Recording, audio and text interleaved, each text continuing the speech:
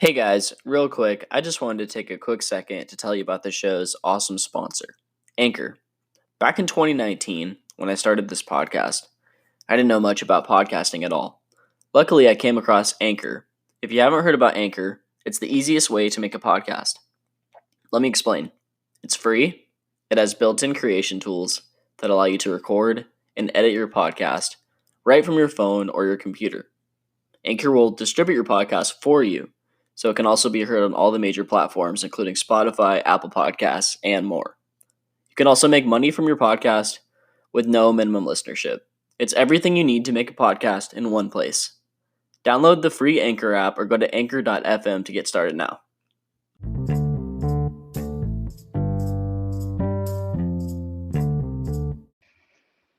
Hello, everyone. Welcome to another edition of the 805 Uncensored, a podcast about politics, history, music, spirituality, and more. If this is your first time tuning in, thank you and welcome. This is episode number 59. This morning on the podcast, I have the great pleasure of speaking with Ben, also known as Tantra Punk. He's a recording and performance artist, writer, ecological, educator, activist, designer, and Tantra instructor.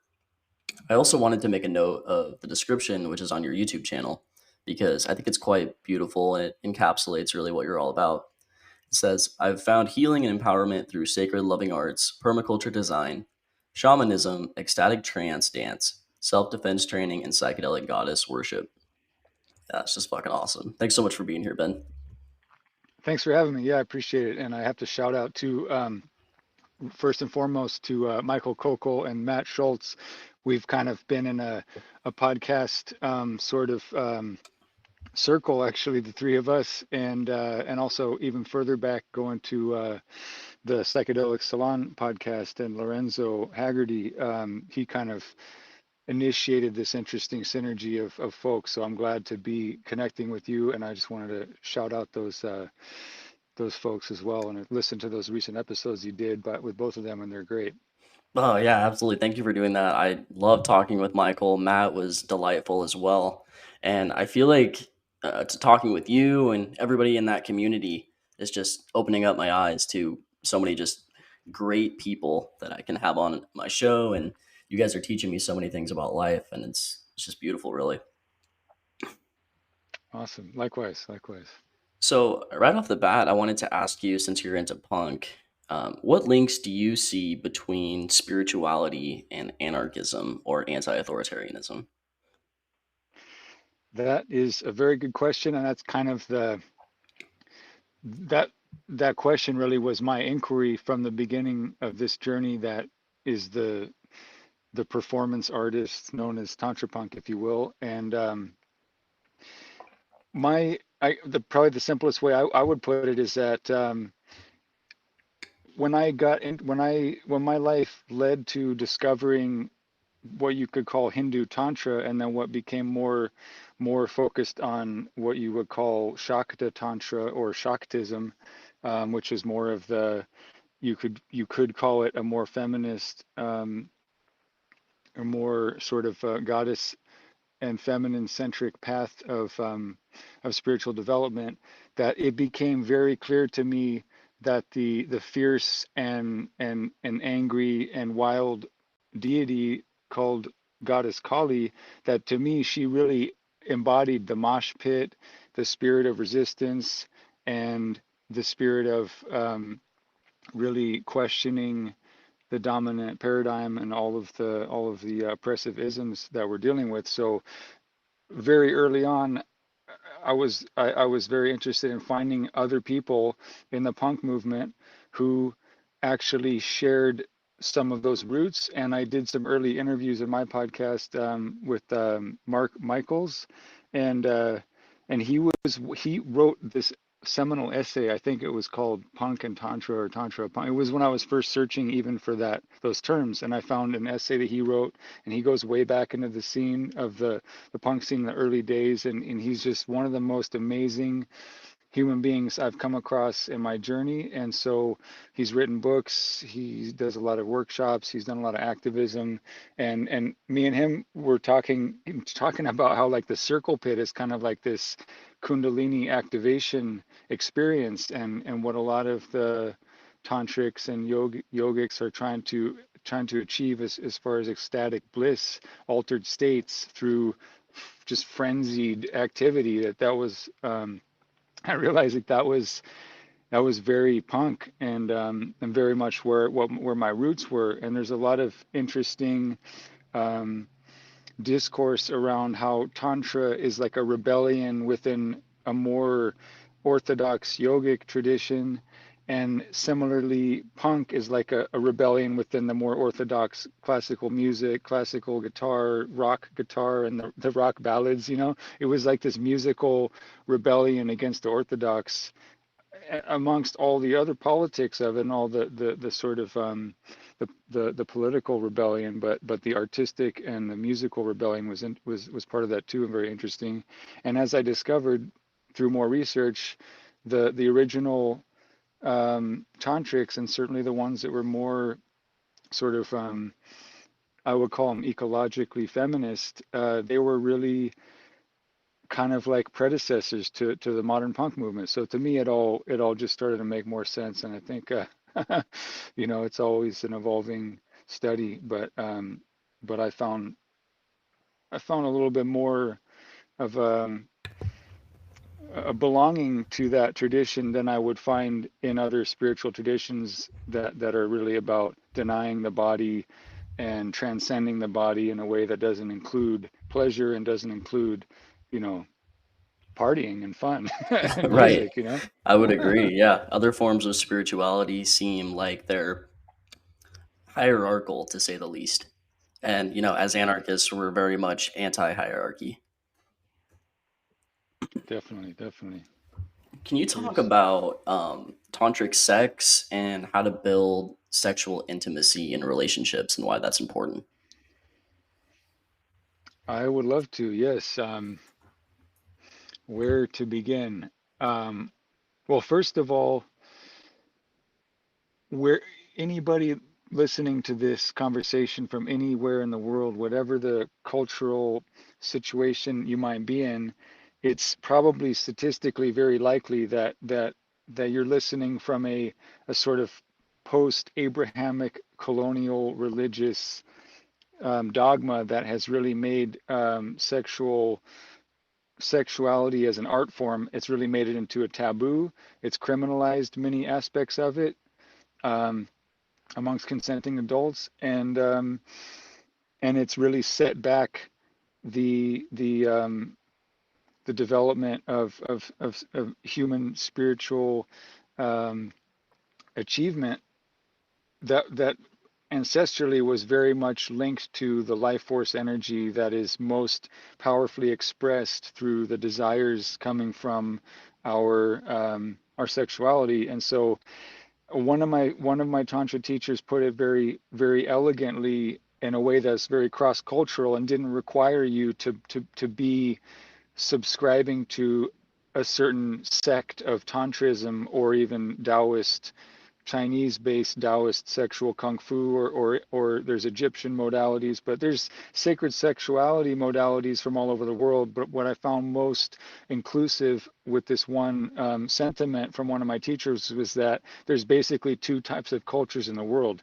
There's ascetic cultures and there's ecstatic cultures. And what he meant, sort of anthropologically speaking, was that prior to um, the colonization of the world by very sex negative empires, right? That all of our traditional uh, ancestral lineages come from ecstatic people that really knew how to activate the senses, live in the body, and really enjoy the gift of our full experience of being embodied as human beings. And what's that? Oh, I didn't say anything.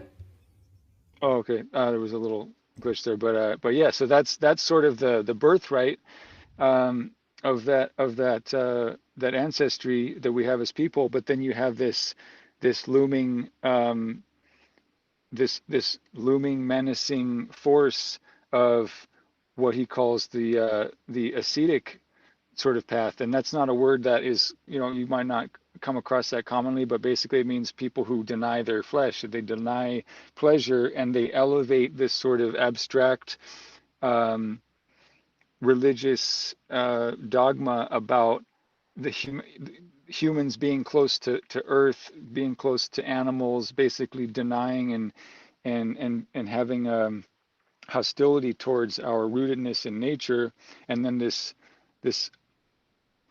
almost being allergic to everything that is natural and wanting to transcend that into some etheric state of divinity.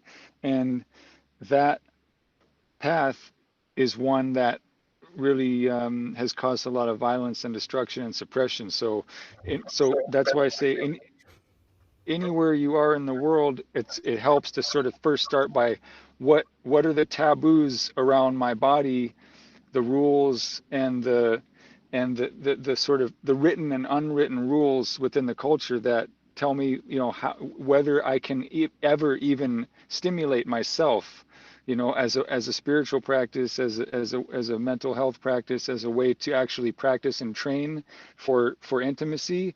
Like if that's removed and that is demonized, then you lose the ability to really master your own pleasure before you go and share that pleasure with someone else. And what I think is very apt is comparing the way that the West, after the work of Bruce Lee more than anybody else, the West began to really open up to and embrace martial arts until to the point where you have martial arts studios almost in every strip mall in the US, for example. Right. But we're really lacking a parallel, if not even greater development in the sexual and sensual arts.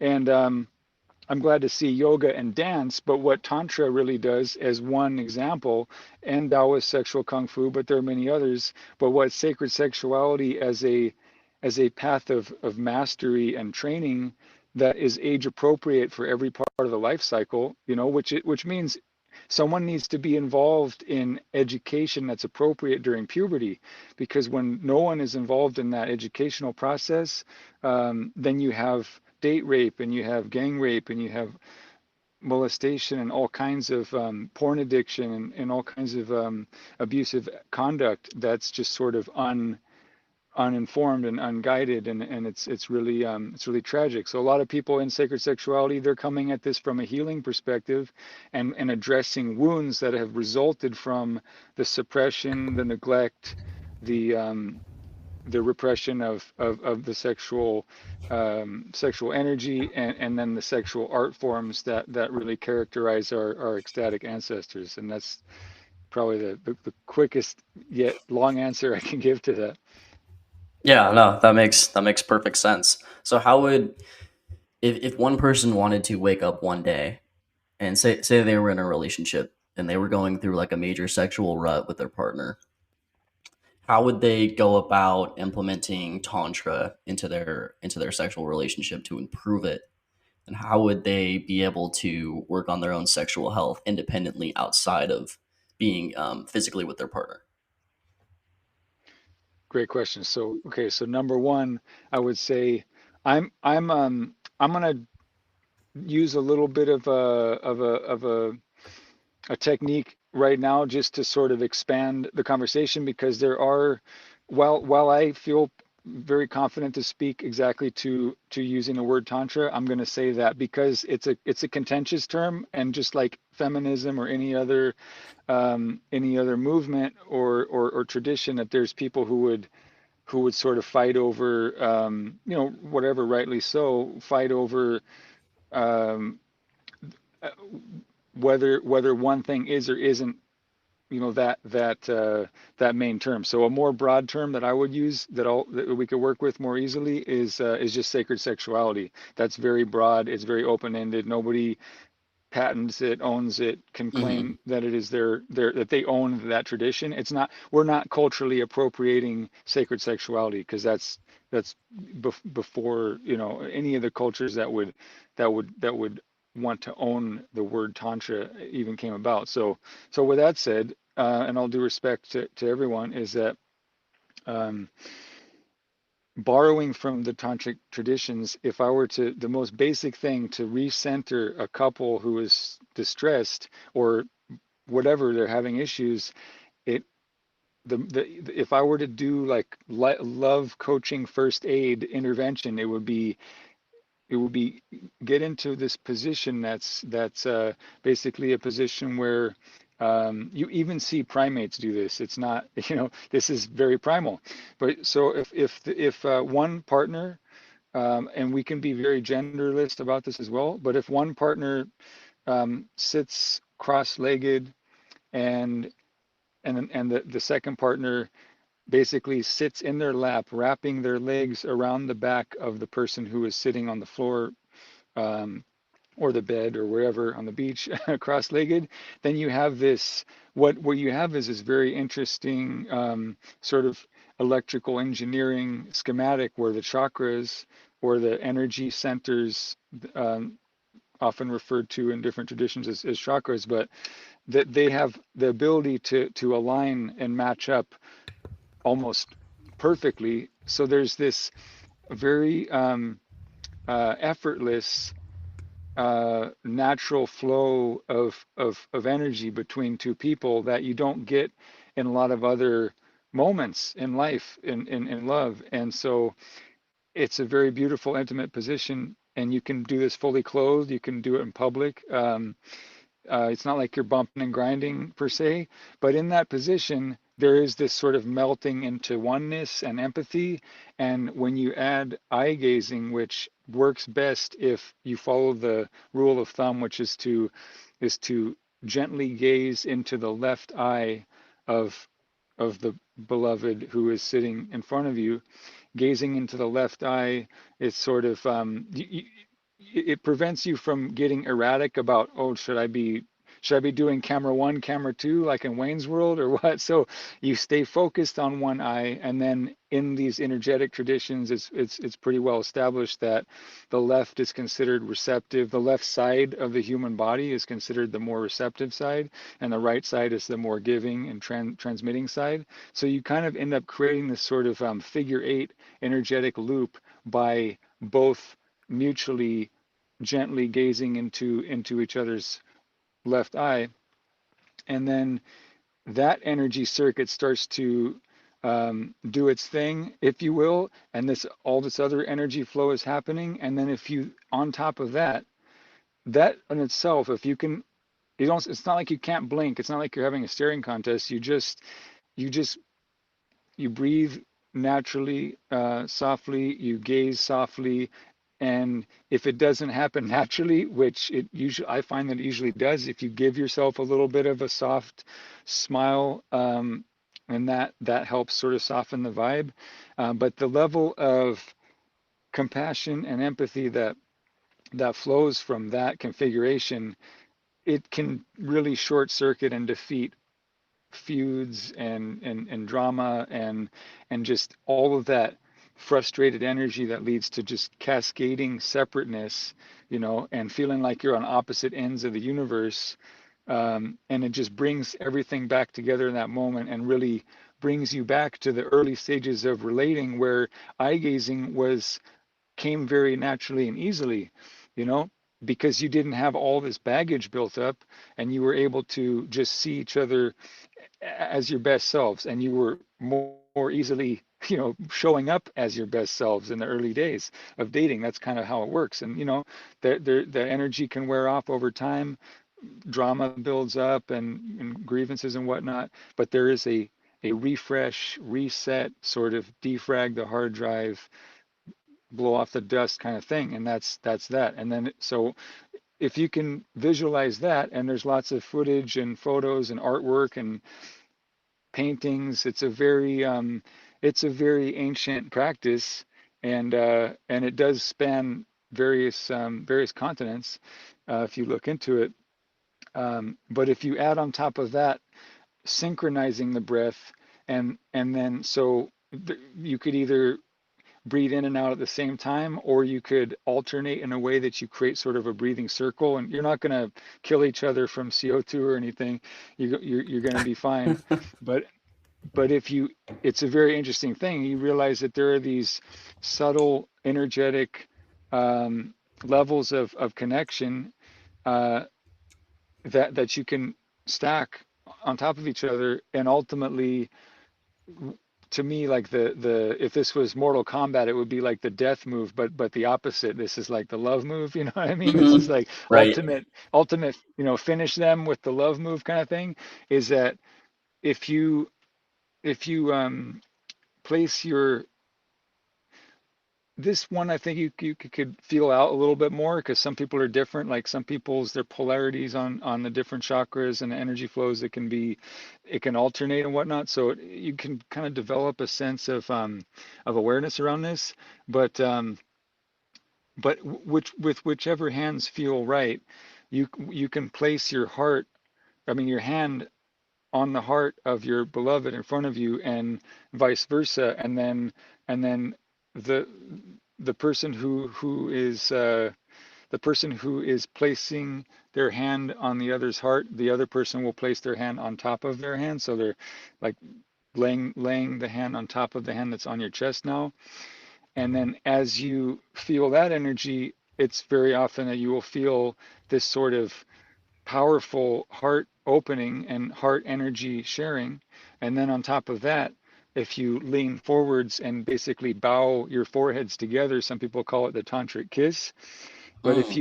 you close your eyes and press your foreheads together, you're breathing together, your hands are on each other's hearts, you're sitting in each other's lap, you've been eye gazing before you did the bow tantric kiss, closing your eyes, and then that really can allow you to feel like one entity. And then guess where that can lead to? The lovemaking. And if you develop those practices uh, dry, shall we say, with clothes on and whatnot, and you develop that so it becomes like muscle memory and you don't have to think about it. It's something that just sort of takes on a life of its own. And then if you can bring that sort of meditation into that position within lovemaking, um, and this can be applied across bodies and orientations and whatnot. I have instructed and filmed, you know, uh, all basically all genders. Yes, I can say that I have instructed and even participated and filmed that experience, clothed and unclothed, with every configuration you can imagine. And it's really about the energy. It's not about. It's like I like the saying. It's about hearts, not parts. You know what I mean. Yeah. Energetically, we have circuitry that we can always connect, and however we configure, the front end is is the designer aspect that makes it even more exciting and to explore. But yeah, I mean, I don't think you can go wrong by doing that. And Mark Michaels and his partner, when I interviewed him a number of times, I would consider their relationship to be the most successful relationship I've ever heard about, and for a lot of reasons. But the cornerstone reason, the most fundamental reason, is that they spend time eye gazing every day. And even if they may not, I'm not sure, exactly if they do this whole sequence or what the sequence is they do of it, but just eye gazing alone, even if you're just passing each other in the hallway, it's super powerful. It just de-armors everything. And you notice when people fight, they either look each other in the eye in a really violent, a really aggressive way, or they avoid eye contact. But if you give eye contact with empathy, and and it just melts into playfulness, and you just remember that we're all just like really just trying to figure out this whole mess of life, and we should Yeah. give each other a lot more margin of failure, and really and be a lot more gentle with each other and Right. ourselves. 100%. You know what this really like reminds me of? During that whole Johnny Depp Amber Heard trial, one of the uh, one of the highlights in that whole trial was Camille Vasquez, Johnny Depp's attorney, asked her, said, "Johnny Depp won't look at you, will he? Why is that?" And it's because they got into major fights years ago, and he doesn't respect her. He's not willing to look her in the eye. I think Wow, that's that says a lot. quite That's quite a stark response to reveal how you really feel about somebody, you know? For sure. Yeah. When eyes are the window to the soul and they're also a mirror. You know what I mean? So Yeah. watch out, you know, So for sure. how does all this relate to like living in the moment? Well, that's a beautiful question. It's really a beautiful sentiment because a lot of what my most revered teachers have tried to teach and embody is that the more the more orgasmic you are, which goes starts to go way beyond the genitals, but the more orgasmic you become, the less confined in time and location that orgasmic energy starts to feel. So very embodied tantric people, um, I would say, who are doing their shadow work as well and avoiding the pitfalls of, shall we say, um, you abusing tantric powers to manipulate people and there's a lot of it's a very treacherous path in that regard, and that's a whole nother conversation. But I will say the at its best in terms of um, what we would consider r- values of virtue, um, and altruism and service, those types of spiritual values, um, they're the more orgasmic a person becomes, the more present they are, the less distracted and sort of living in the past they are, the less um, needy they are for material things or experiences in the future, and really that experience of eternal sort of unconditional bliss, it comes from a lot of rigorous practice often, but once it starts to become habituated, then you can tell the difference between someone who's fully present and someone who's far off in their past or trying to or they're worried about the future. And what a lot of people wouldn't necessarily know is that the Dalai Lama is considered the most famous living tantric, and tantric Buddhism up into Tibet and Nepal actually happens to be some of the most uh, preserved in terms of traditions and literature of the ancient Hindu Tantrism, which was actually all but burned and destroyed and completely erased by waves of conquest. And there was a time in history when concerted efforts were made to literally exfiltrate and protect a lot of that work, a lot of that those studies, those texts, and they were a lot of them preserved further north. And so you may not he may not wear it on his sleeve, or you may not have heard that before, but actually the reason why, and people who sort of do a bit of evangelizing for tantra the way I have, and many others sort of want to have this conversation. It's like it's interesting to acknowledge that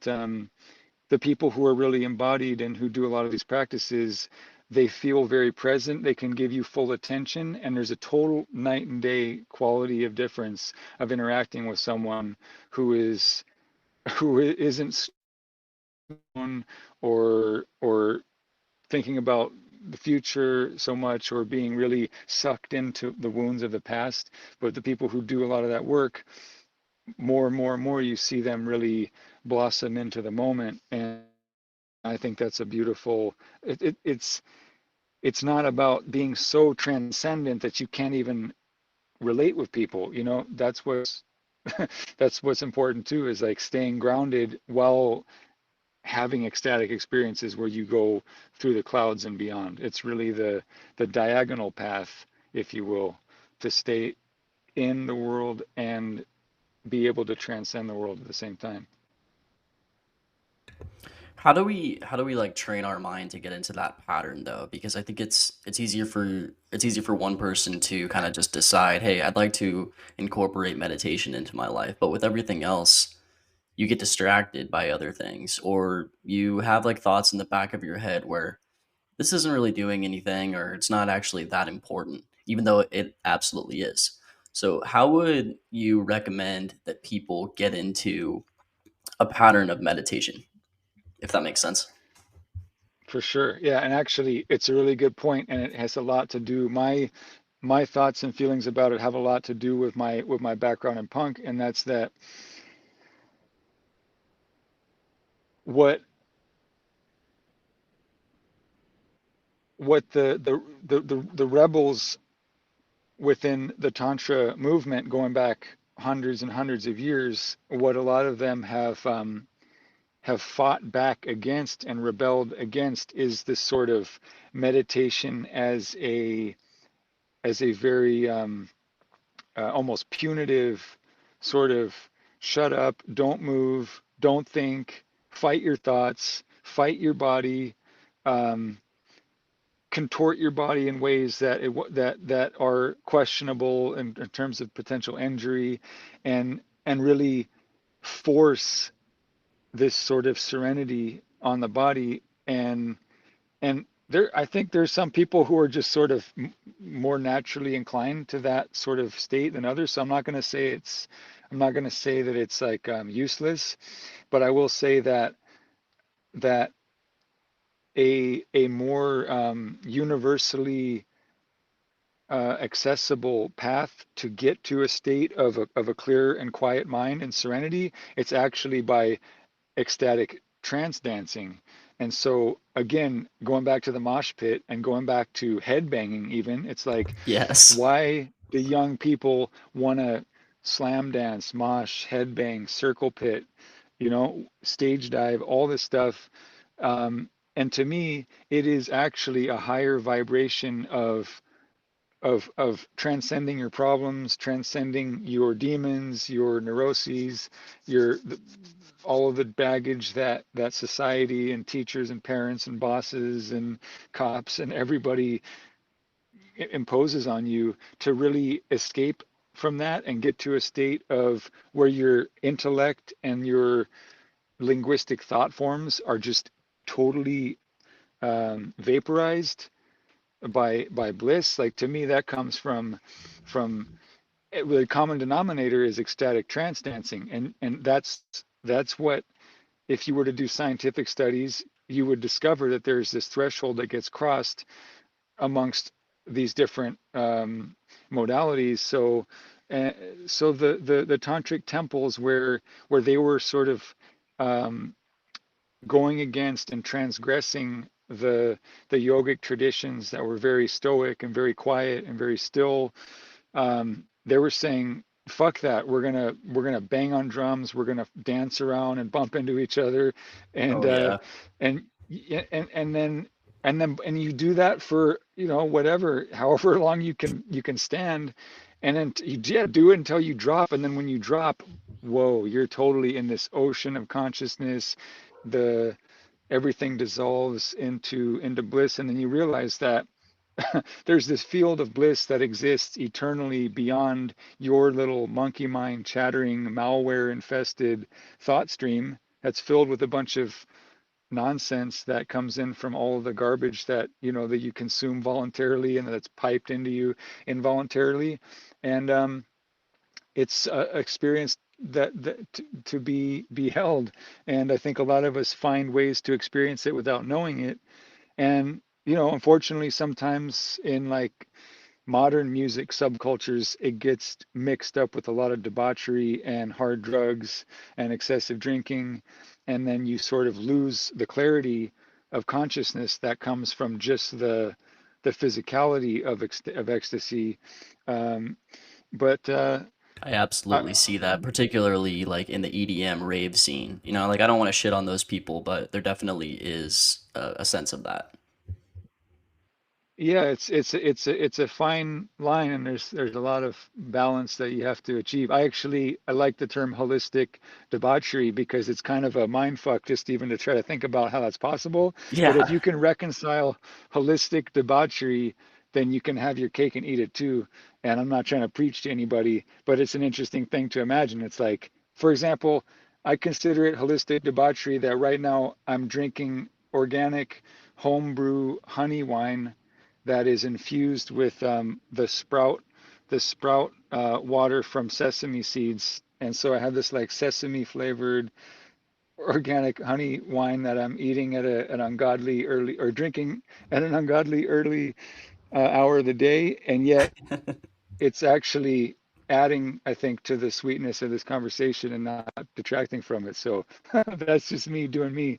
I'm not a counselor to anybody listening, but yeah, I mean, there's a balance, and I think I know you have addressed psychedelics before, and really for me, what I'm probably most interested in is rediscovering the psychedelic roots of tantrism and yoga, and just finding that intersection of of psychedelic shamanism and sacred sexuality when it comes to healing trauma. And I'm not alone there, but I'm sort of a maverick in that regard. And a lot of my work has been to sort of uh, dance with these very um, potentially dangerous currents of energy and substances, and try to create sort of ethical standards for people to hopefully continue experimenting with and developing far after I'm gone. But again, there's been so much repression of the psychedelic experience, entheogens, and all forms of sacred sexuality, mindfulness, embodiedness. Um, our work is cut out for us if we want to be free on this planet. That is for damn sure. Yeah, absolutely. Particularly for us as Americans, right?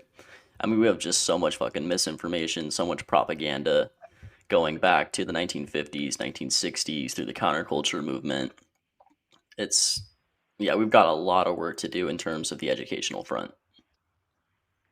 Exactly.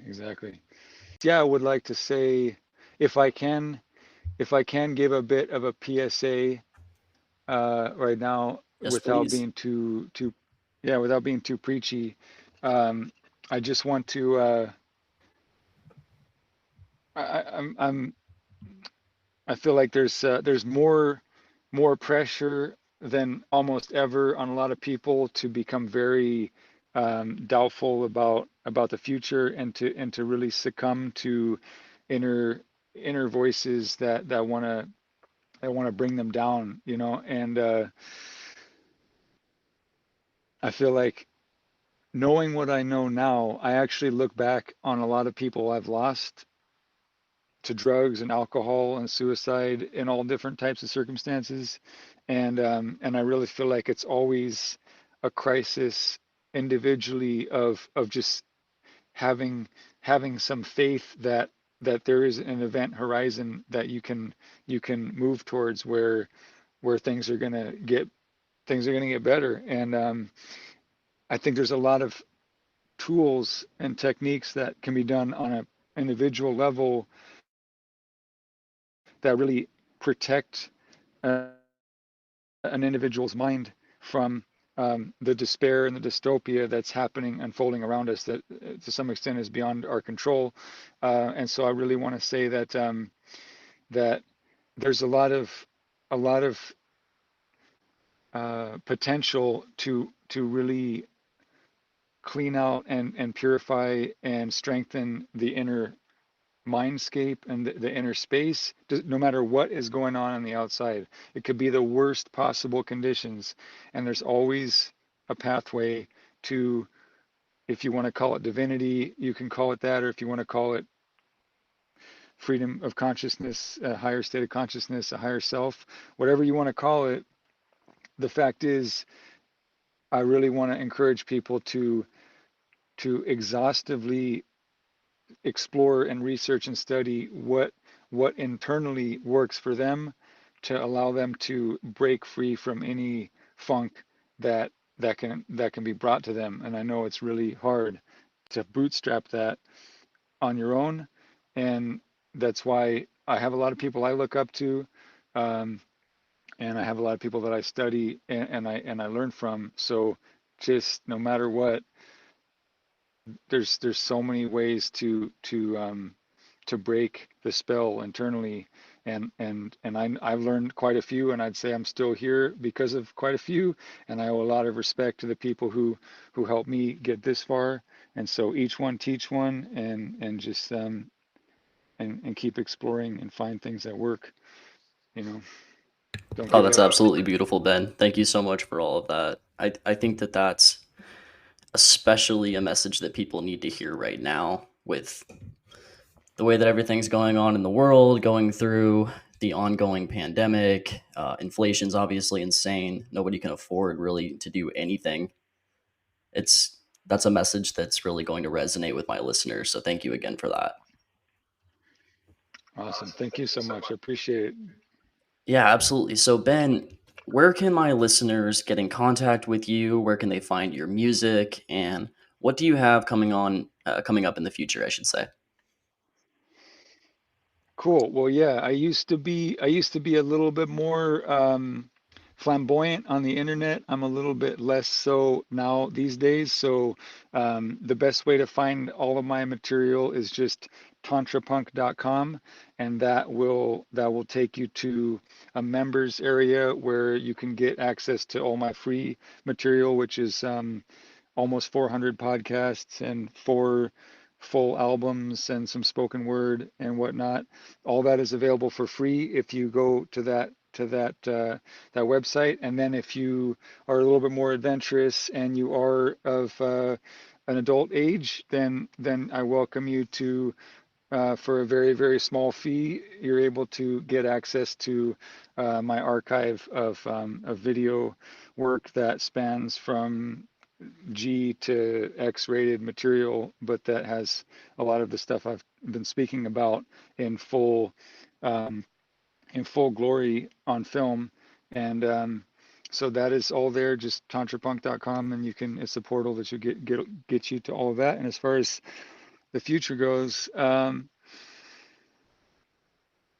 yeah, I'm adapting to these times. You know, I used to do a lot more in-person, one-on-one teaching and classes and group activities, and as a permaculture designer and teacher, I used to do a lot more sort of ecological design um, classes and whatnot. And because of COVID and other things, I've just gotten a lot more private in my path. So I don't see myself doing a lot of in-person stuff anytime soon.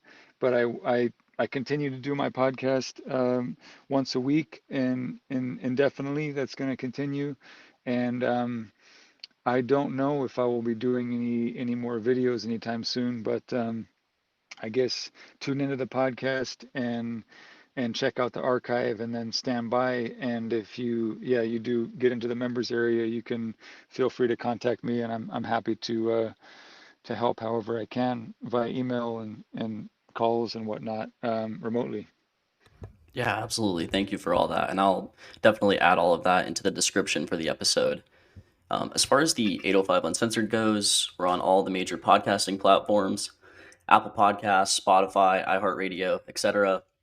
As far as social media goes, you can follow us on Instagram at 805 Uncensored Pod, on Twitter at 805 Uncensored, and on YouTube, of course, at 805 Uncensored Podcast. So thank you so much again for listening. And this was Ben, also known as Tantra Punk. Have a great rest of your day, man. Cheers, you too. Take care. Bye bye. So, before we completely end the show, I wanted to make sure I played a couple of Ben, also known as Tantra Punk's, favorite tunes that he produced himself. The first one is called Om Namah Shiva. Here it goes.